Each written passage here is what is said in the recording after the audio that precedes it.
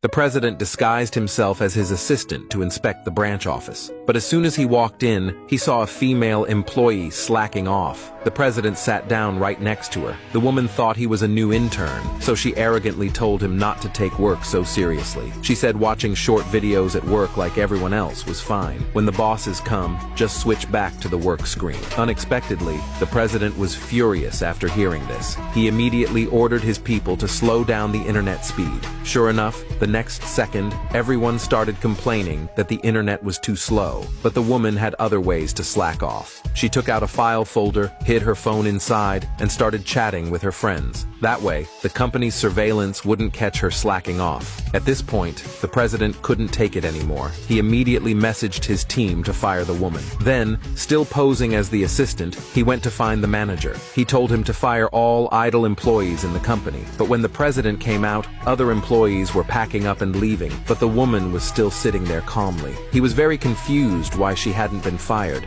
Unexpectedly, the woman said she had bribed the manager, so she wouldn't be fired. After hearing this, the president went to ask the manager again. When he learned the woman was a key member of the project, the president couldn't understand how someone like her could be a core employee, so he decided to observe her for a while longer. After all, the woman used to be a workaholic. Even her boyfriend got a raise thanks to her. But what was infuriating was that her boyfriend cheated on her with her stepsister, and even promoted the stepsister to a leadership position, constantly suppressing the woman at work. This made the woman extremely unhappy, so she went to find a fortune teller. The fortune teller advised her to lay low. Since the company couldn't fire her due to a contract, she might as well slack off at work and still collect her salary. She thought the fortune teller made a good point, so she followed his advice and began slacking off at work without any restraint. She didn't expect to run into the visiting president. The president, knowing she was highly capable, decided to observe her a bit longer. To welcome the president in disguise, the company planned a welcome party.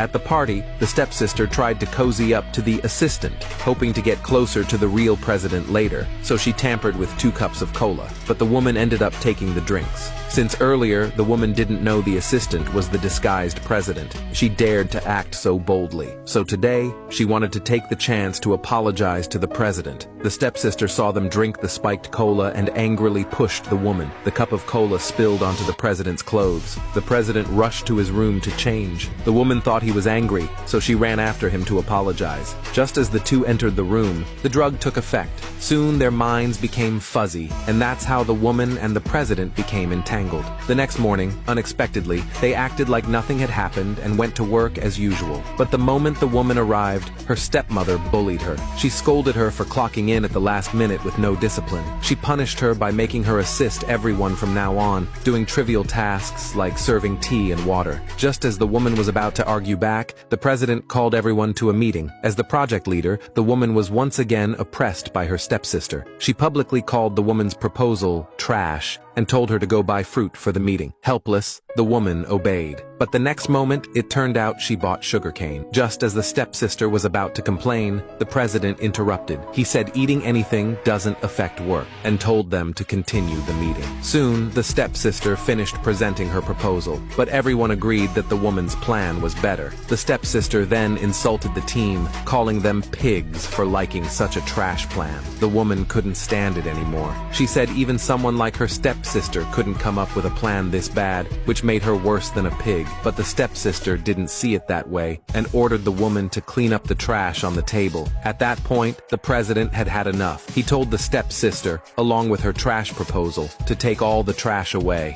and he publicly praised the woman's proposal. But this angered the stepsister even more. In retaliation, she pretended to fall and tried to spill boiling hot food on her. Luckily, the president blocked it just in time. But unaware, the stepsister didn't care, thinking the assistant was just a lackey of the president, and it didn't matter if she offended him. But just as she was about to leave, she slipped and fell. This awkward moment made the woman laugh. The stepsister was enraged by being laughed at and decided not to let it slide. Sure enough, the next day at work, the woman found her files had been thrown in the trash. Even the data on her computer had been wiped. She was furious. She immediately demanded to know who did it. Before anyone could answer, the stepsister walked over and tried to fire the woman without hesitation. But the woman said she didn't have the authority to fire her. The stepsister arrogantly declared she was a senior executive and could do whatever she wanted. Seeing the woman refuse to leave, she stepped up to provoke her. She said not only did she steal her boyfriend, but also took her job. She said the woman had no shame staying in the company. The woman talked back against the mockery, but the stepsister tried to punish her in front of everyone. Luckily, the president, still disguised as the assistant, arrived just in time and stopped the incident. Seeing the assistant protect the woman,